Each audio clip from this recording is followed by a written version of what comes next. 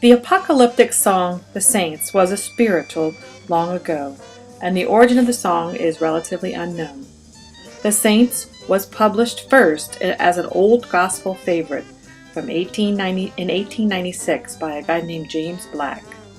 Louis Armstrong first recorded the song in 1938 during the years after Prohibition.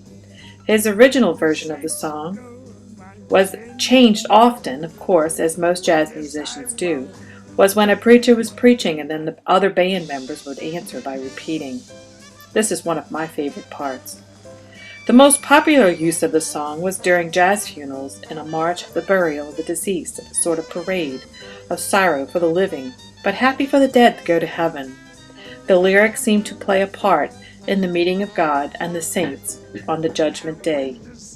There was a revival of this song by a recording in 1951 by the Weavers, which includes Pete Seeger, but to this day there is a sign in the famous Preservation Hall that depicts how often the song was requested in the past. The sign states $1 for requests, $2 for unusual requests, and $5 for the Saints. And of course most people know the song from the NFL team, the New Orleans Saints. The song was revived when naming the Saints. Another important revival came again because of the disaster of Hurricane Katrina. It was a reminder of the apocalyptic events and the destitute of New Orleans at the time. The song is part of my childhood growing up in New Orleans, Louisiana. I enjoy hearing it still to this day. I love to hear my nephew and his jazz band play it upright with the emotional history, the meaning of the song, so upwelling.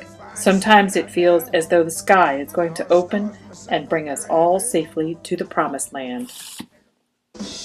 Enjoy.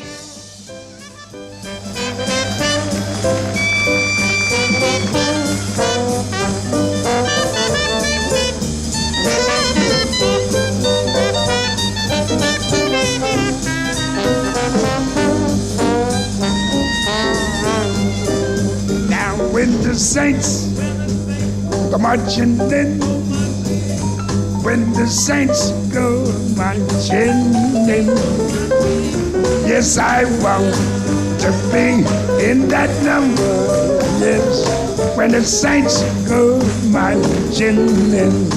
Yes, Joe Marini.